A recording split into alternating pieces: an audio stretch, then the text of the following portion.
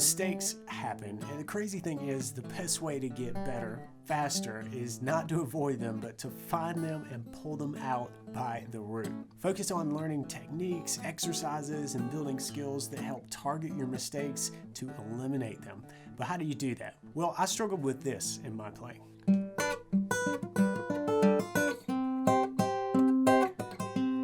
Now, this is a little snippet from Cincinnati Flow Rag by Reverend Gary Davis. It's awesome, and this little part crushed me for years. I could play a lot of the bits leading up to this, but I would clam up every time this part came up, and without fail, I would miss this chord.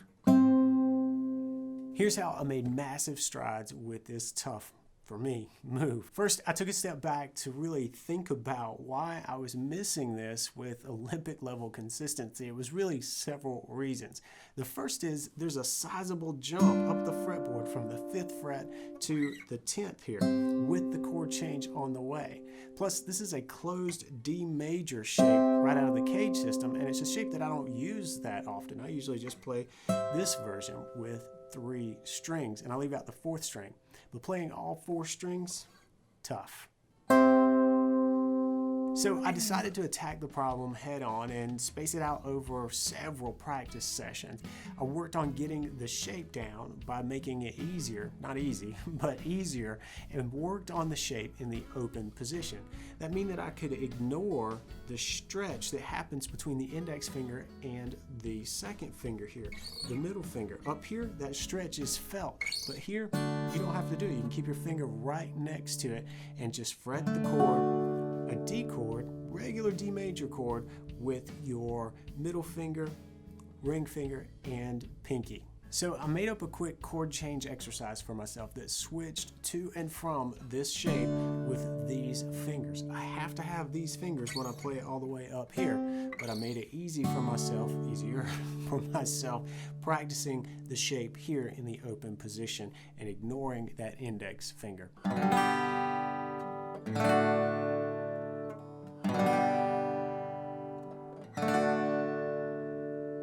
Just 2 simple chords. We're changing between a G major chord here and this D major. Nothing to write home about except that this is using the fingers that are going to be used once you move this up here, and you have to use that index finger. Right now we're just removing that and putting this down in the open position where things might feel a little bit familiar, and the frets aren't so small, so you've got some space to really nail this chord. But it's important to not cheat yourself. Make sure that when you change into this chord, change solidly, so go slowly. That's why it helps to just strum one time and then change, and make sure that you can hear each chord tone. We are hyper targeted right now and trying to really overcome our mistakes. So letting dead notes and crackle and buzz slide will not help you at all. It's just going to shortchange you and really negate your efforts for trying to outsmart this problem. Now that I could do that, I needed a way to incorporate the index finger, but I still wanted to stay close to this open position, so I simply moved everything up a whole step. So I moved into an A chord and then an E chord and just played the same example.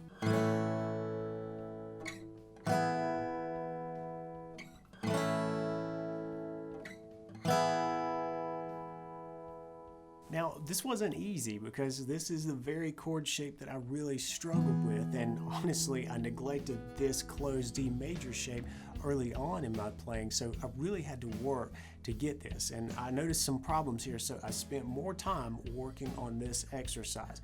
A few minutes every practice session, a couple times a week, and really targeted this shape. Now, I hope you're tracking with me because this is something that you can do, and it's really what I mean every time at the end of a video when I say practice smart.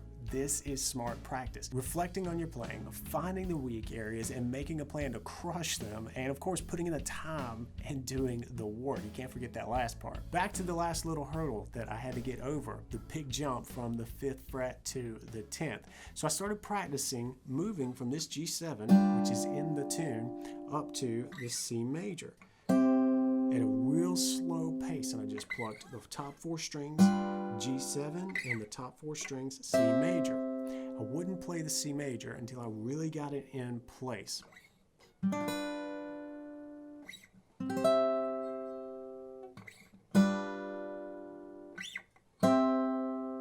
with time, these couple of bars didn't cause me as much grief, but I definitely have to stay aware of them and practice from time to time. If I play this tune regularly, then my nemesis seems to be kept at bay, but if it's been a while, then I usually need to take these exercises to the woodshed for a little refresher.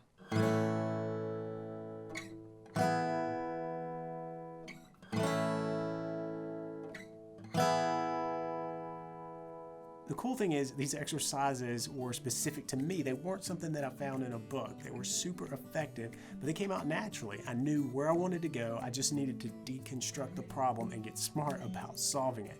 And I know if you do this too in your playing, you'll make massive strides in less time. And do me a favor, if you found this video helpful at all, hit the subscribe button and ring the bell for notifications. BGI is closing in on 100,000 subscribers. Huge milestone that I've been chasing for a long time, and I greatly appreciate it if you would be a part of the 100K club and hit subscribe. Until next time, practice smart and play on.